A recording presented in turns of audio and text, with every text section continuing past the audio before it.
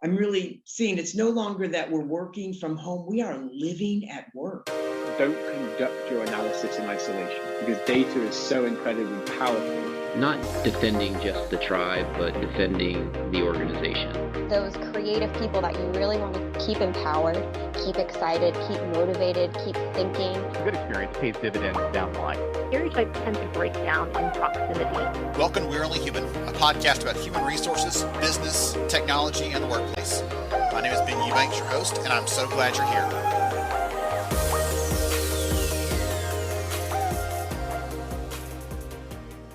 Hey everyone, this is Ben Eubanks, host of We're Only Human, and I am so glad to have you here with me today for this conversation. And I was telling our guest a few minutes ago before we started recording is I talk to so many amazing people on a daily basis in different roles, different responsibilities. One of the things, I came from an HR background, that's what I love the most. And so I love being able to tie back into someone who's got boots on the ground. They're feeling the pulse, they're living it every day and sharing those kind of stories. So today I'm so excited to have Maribeth Bearfield here with us from Bright Horizons. We're going to talk about some of the things she's seeing, she's experiencing as an HR executive, and hopefully give some actionable takeaways and lessons, all that other good stuff in the conversation today. Maribeth, welcome to the conversation.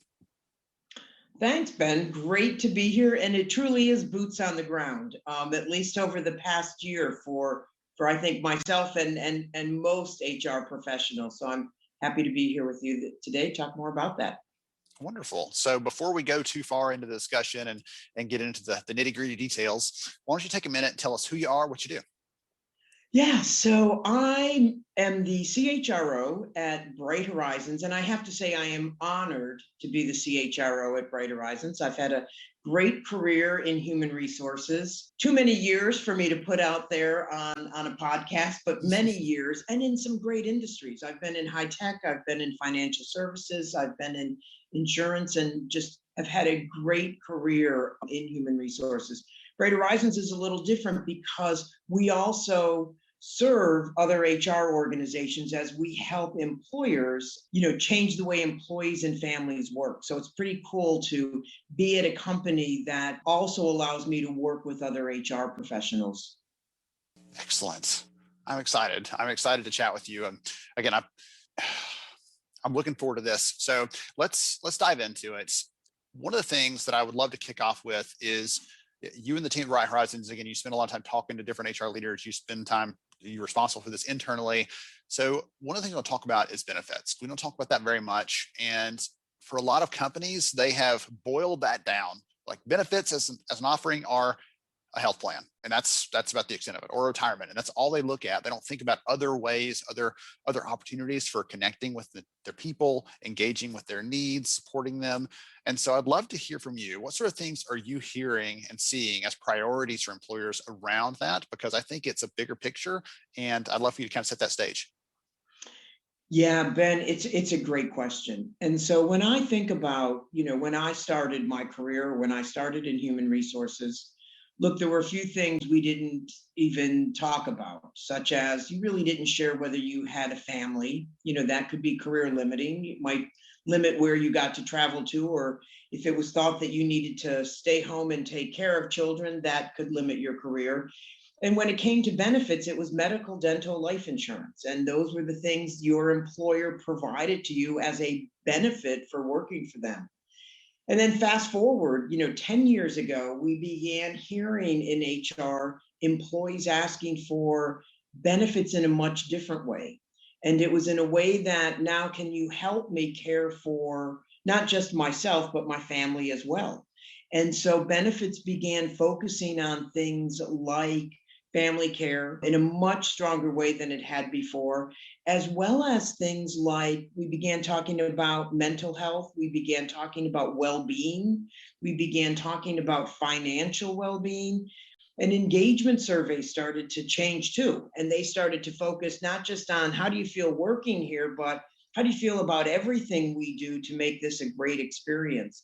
And so I think, Ben, the platform for benefits had to change along with that. And when I think about today, we HR are really focused now on employees' mental well-being and ensuring that we are providing support to our employees in ways we never even thought of before. And so, we're creating places where maybe it's through our employee assistance programs or through other avenues where we can help employees with how they are managing the stress of life. And it's not just for them, it's now for their families as well. I always think about, it's not just the employee who comes to work every day. They come into the workplace with a host of others, whether it's their parents who are on their mind, whether it's their children, their spouse, or somebody outside, their family circle, friends, whatever that that they are concerned with or thinking about. And so we as employers and as HR professionals need to help them with all of those aspects of their life. And when I think about, like, Bright Horizons has been helping employees and families come to work in a different way for 30 years. And when you think about 30 years ago, it was working mothers.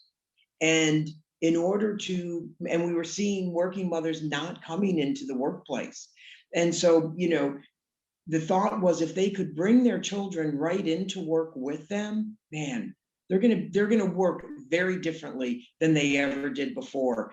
And so then fast forward that to, let's say, pre-COVID, where now it's dual parents. So both parents have to work, and how great to bring your child right into the workplace with you, come down to see them during work, visit them at lunch, etc. And now, Ben, with COVID and the pandemic and the world we've lived in this past 12 months, we've really realized people cannot work when they have family members to take care of. And whether that's their early age children, meaning, infant to 5, whether that's their school age children who now are not going into school, or whether that's their parents who may be living with them as they're trying to work at home. And it's interesting. I'm really seeing it's no longer that we're working from home. We are living at work. And so how do we help employees work differently? Anyone who has small children knows how difficult it is to work with a child in the room next door who needs attention and needs our attention, needs our love and care. And so it's interesting, Bright Horizons, that primarily focused on early care, now is looking at school age care and helping employers with their employees as they have school age children at home, doing things like learning pods or tutoring, or we're partnering with other vendors, other partners who can come in and help that school age child through their day. So it's just, I think benefits, Ben, has just changed dramatically for employers. And I think employees are demanding benefits very differently. I shouldn't say demanding, that's a strong word. They're asking for benefits in a much different way. There are some industries, some types of companies where I would say demand might not be a bad word. It might not be too strong. True. Well, and we're also seeing now with COVID where people are, so let's take this as an example. You have an employee who doesn't need family care. They're a single employee, they don't need family care. So they're saying, hey, wait a minute. So what benefits are you going to provide to me? If I don't need to take advantage of any of those benefits, I'd like for you to help me with this. And maybe that is with tuition assistance. Maybe that is with student loan debt. But employees are becoming far more comfortable in asking for benefits in a very different way.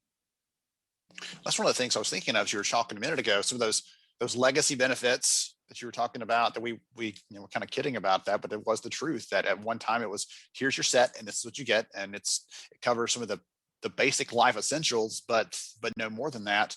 And it seems like some of these newer options, the examples you're giving here, right, tuition assistance, childcare, those types of things are more human centric. Would you agree with that?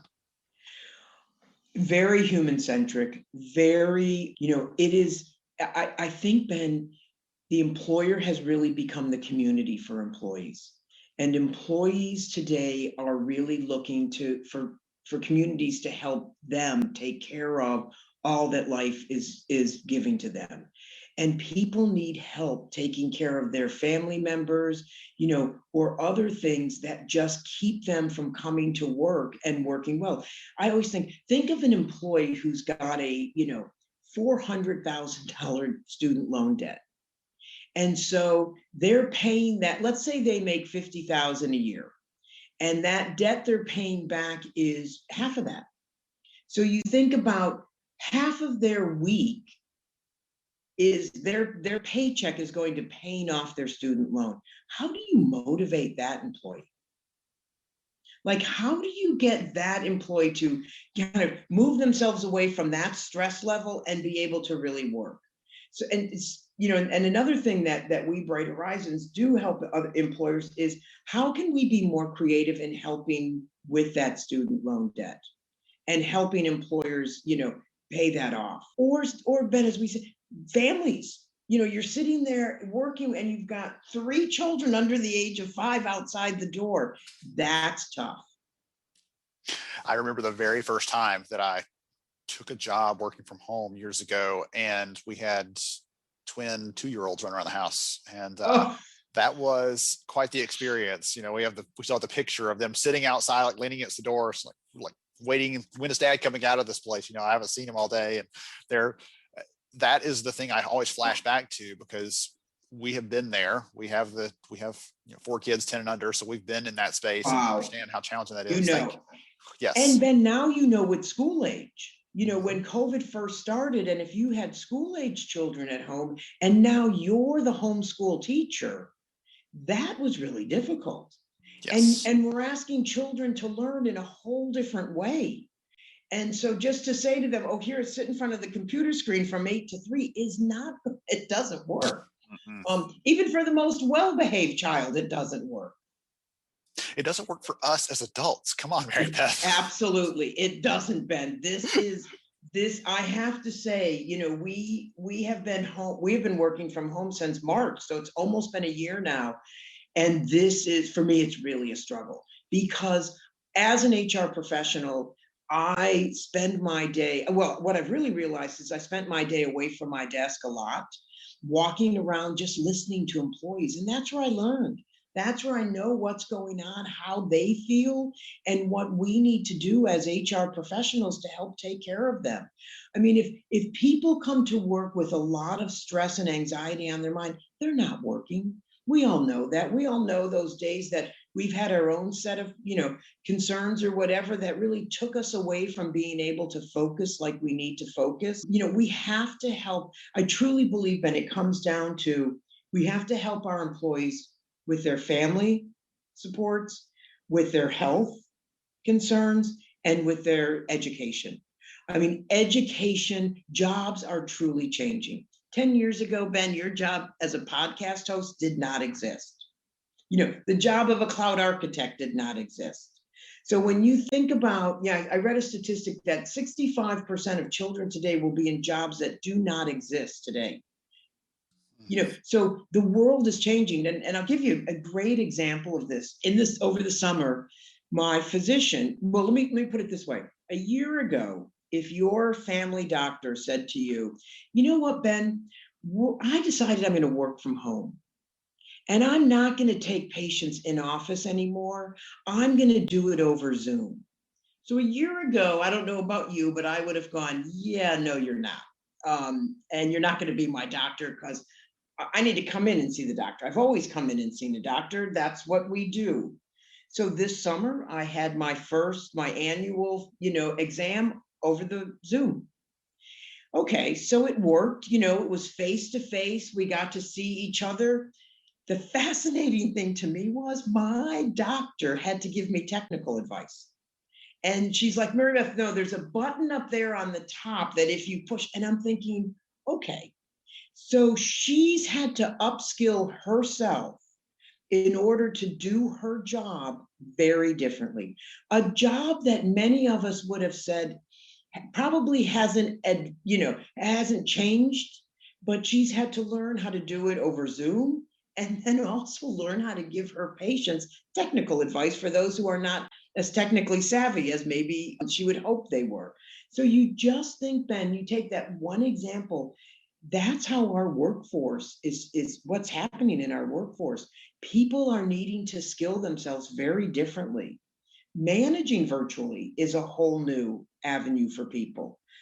How do you manage employees that have family care needs? How do you give them the flexibility that they need? So I just think about the last 12 months, how quickly our world has advanced.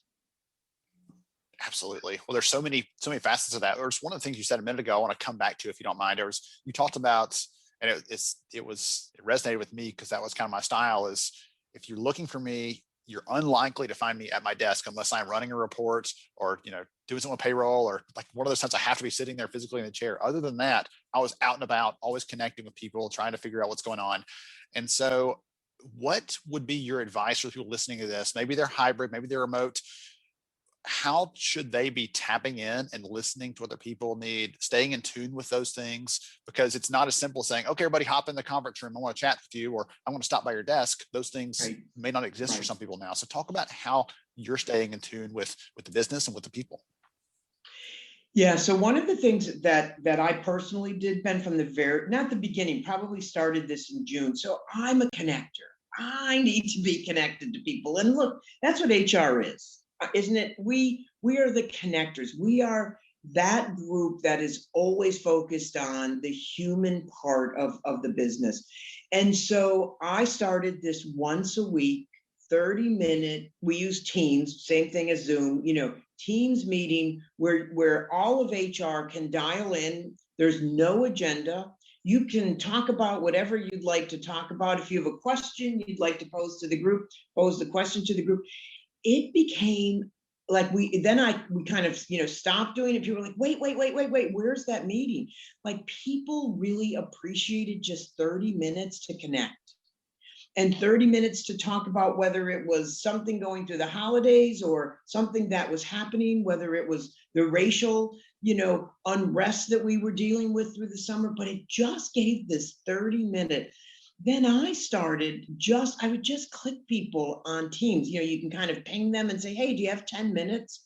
And I did say to everyone in HR before that, look, if I ping you, don't be concerned. I don't want them thinking, oh my God, Maribeth's pinging me. What could this be? Or they don't see the ping and then they worry all day. What did she want? Did I miss something? And I said to them, I'm just pinging to connect. There's no other reason. I'll let you know if there's a reason, if I say something like urgent, but just to take 10 minutes and say, how are you? Or thank you. Or I heard something great that you did from somebody else. I just wanted to say thank you. Those connections, Ben, are so important. We have to stay connected to our employees. I love that example. And I'm going to have to make sure I pull that one out for our teaser or part of the description for this episode, because I think that is so incredible. Number one, I sort of laughed when you said this isn't a bad thing, because when HR says, hey, do you have a minute? Usually that's not what people envision when they were thinking, positive, happy experiences. Right. One of my good friends used to say, hey, on the flip side, no one ever comes to your door as an HR professional and knocks and says, hey, do you have a minute? And you're like, okay, all right, what's coming next? And they're going to just say, you know what? I just wanted to say you're the best HR person I've ever met. And I really appreciate you. And you work so hard for us. And thank you. Like, that never happens. It's always, here's the crazy thing I'm going to ask you for. I know a person that has a situation. Because I've always said, I want to be the HR professional and create the HR organization that people, when they see us walking, through the finance department, they're not all going, oh my God, who are they saying goodbye to today? Mm-hmm. That it is, oh my gosh, HR is here. This is a good thing. It requires intentional acts and decisions and planning around that. But that is again, I'm feeling a lot of kinship here, even though we've never met in person, right? But I love that piece of it. That's the approach that I had too. The highest praise I ever got was, you don't act like an HR person. I was like, thank exactly. Goodness. Yes, absolutely. I will take that. Ben, I agree. Look, it's all about, and that example I just shared about the 30 minutes, it's all pretty simple, isn't it? We tend to want to overcomplicate, and I tend to go to that which is most simple. And it's, one of the mantras also of my life has always been, welcome the whole person. When somebody walks in our door to work, we welcome the whole person. And I'll tell you what, that's why Bright Horizons has been a great fit for me from a, mission and value and who I am as an HR professional, because we do welcome the whole person and we strive to help other employers do the same thing. Make it easy for your employees to work, like, and think about the whole family, and think about, and this is, one of the things that I've loved most is at Bright Horizons. I'll give you a quick example. So when I started there 4 years ago, my manager, the CEO, asked me for my bio, and I'm like, oh yeah, you have a professional bio, it's got the picture and everything, and one page, keep it to one page. So I send it to him, and he sends it back, and the first thing I see is it's got red lines on it, and I'm like, whoa, wait, buddy, like, this is my bio, like, who are you to redline it? Fact check. Yeah, exactly. And I'm thinking, oh my gosh. So then I look at it, and he had added a piece about my family, which had never been on my bio. And he said, Maribeth, at Bright Horizons, we start with family. And so so he added a piece about who my family is. And then for 20, 30 years, I've never talked about who my family is. And look, who my family is very important to who I am at work. But we've moved closer to that, I think, today than ever before. But when I think about how HR has to be the organization that helps others welcome that and embrace that, it's really important. And more important today, with now the way we are, working virtually and working very different than ever before. If we're not helping to make those human connections and helping employees feel like, how do you motivate employees today when they're all working from home? It used to be you could walk down the hall and say, hey, great job, or thanks so much. Today we have to make those true outward reaches to do that, because people need to know that they're doing a good job, that things are good. Yes. Wow. Okay. I also think, Ben, one of the things that we've also focused on, and we actually started this before COVID, but it has provided to us a great strength. So as you can imagine, Bright Horizons, we have 26,000 employees, and a large number of those are our teachers in childcare centers. And the majority of these childcare centers being with large employers of ours. You name the big name, and we are probably there. And so we 2 years ago started up, it's called the Horizons program. And it is free education for any of our teachers.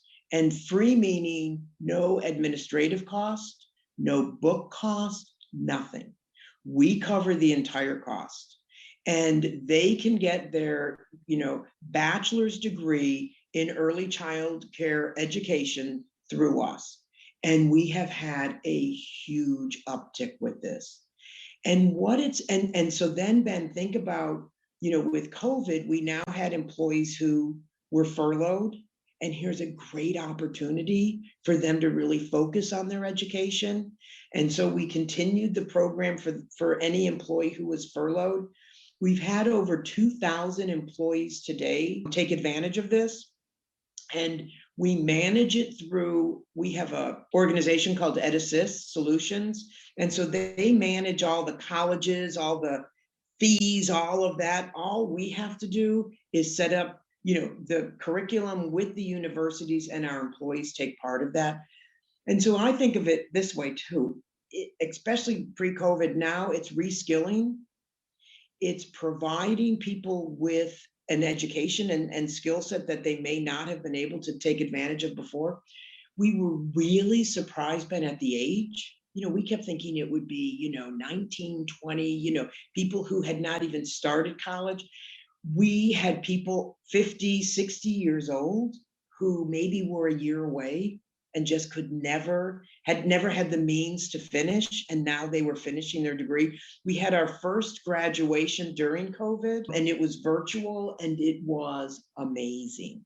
Amazing. Over 100 students graduating.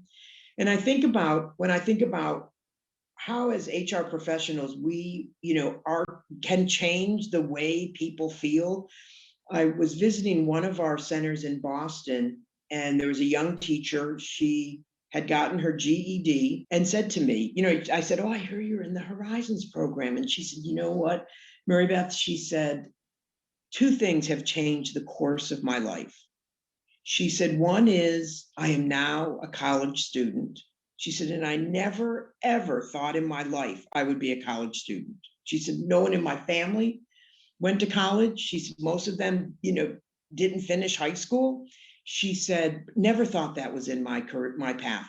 And she said, "Then the second is I was able to buy my first laptop through our EAP program." And she said, $20 a week comes out of my paycheck to pay for that. She said, "So I now have the means to be successful in college because you really can't do these programs without that." And she said, "These two things have changed who I am in the course of my life." And then you just think, wow, and for her, that is absolutely amazing. What she's doing, especially as she's, working 8 hours a day, but what she's doing, but also that we were able to support that. And that we now have an employee who is so committed to who we are and what we do, that it's, you just go, that's what it's all about. And so I think going back to our initial question on benefits, it's listening and finding those things that will truly help people work and commit themselves very differently than I think we've asked of them before.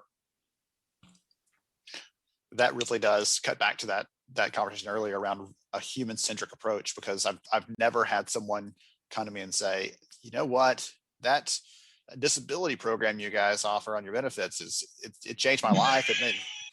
Usually people don't even realize they have that. It's just one of those things they sign up for and not even and forget about it. So those kinds of things that fundamentally change the direction, the trajectory of someone's life, those are really, really incredible. I love those stories and those examples you shared. That was so much fun. I want to ask you one last question before I give everybody a chance to find out how to connect with you, because I've heard you share some of these different things and it's just taking my brain in a certain direction. So I don't know if you've got a good answer for this one or not, but one of the things I've been writing and thinking about lately is legacy.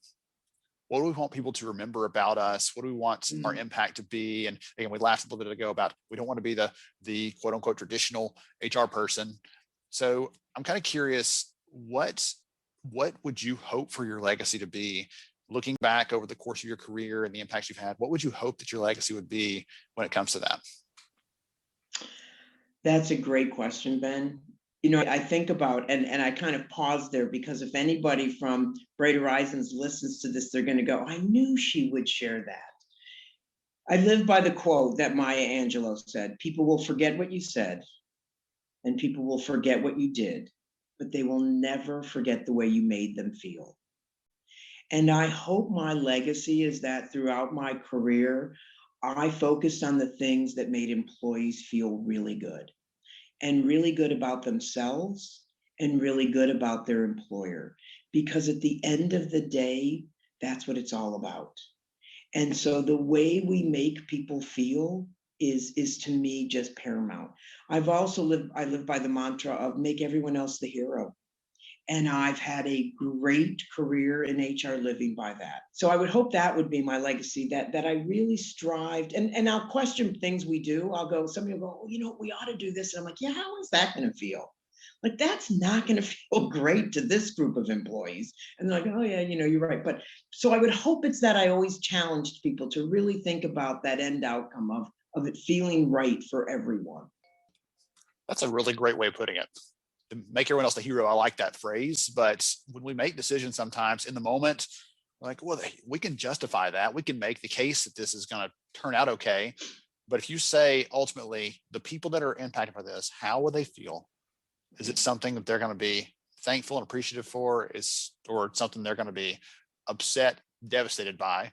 And there's a wide spectrum in there, but you can figure out where that decision falls. Typically we can judge that and use that as a yardstick for what decisions we should be making. Sometimes we're stuck. We have to make a decision and no one's going to like it.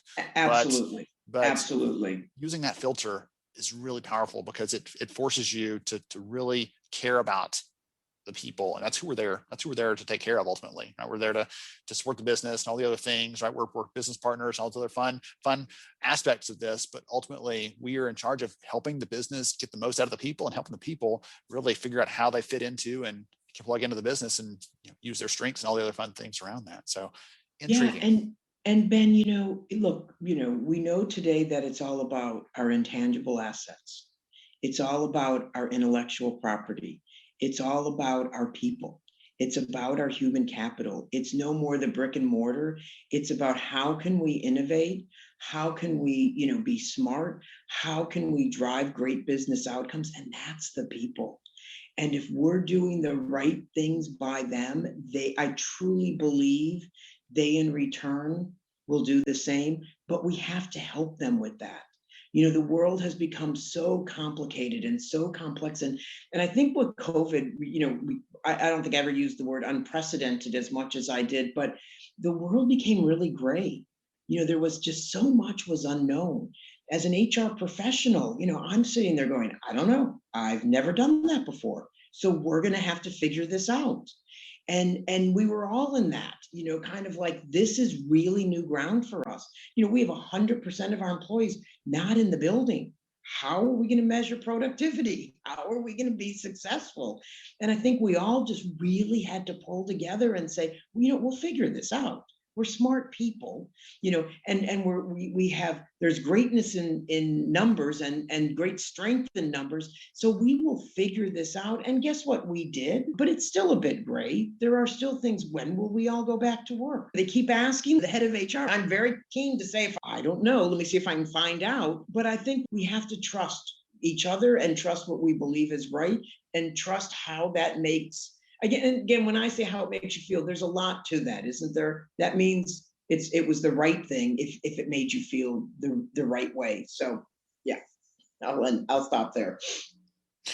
I feel like this conversation, we could go on all day just talking about these aspects of these things and swapping war stories and other fun stuff about working in the space. I just love it. And I appreciate you for joining me. If someone wants to learn more about the work that you and the rest of the team at Bright Horizons are doing, honestly, to make the employment landscape more pleasant, more fun, more engaging for people, what's the best way to connect and learn more?